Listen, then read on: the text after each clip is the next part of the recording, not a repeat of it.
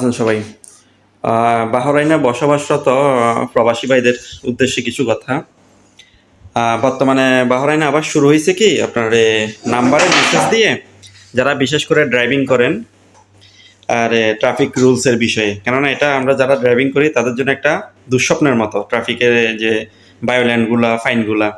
তো হঠাৎ করে আমার আজকে নাম্বারে মেসেজ আসছে যে আপনার ট্রাফিক ভায়োলেন্স করছেন, এর কারণে আপনার এত টাকা ফাইন আসছে।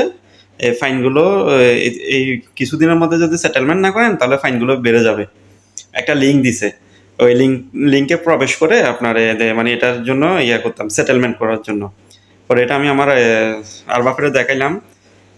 বলতেছে কথা সাবধান, এগুলো হয়েছে তোর বাটপাড়ি, এইসব লিঙ্কে যাইস না, যাইলে তোর বেনিফিট সব হাতাই দিবে।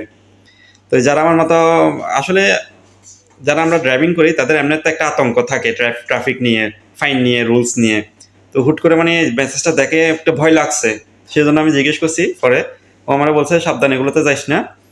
আর আমার মতো যারা আছেন তাদেরকে আমার অনুরোধ, এরকম লিঙ্ক টিঙ্কে আসলে লিঙ্কে প্রবেশ করবেন না, সাবধান।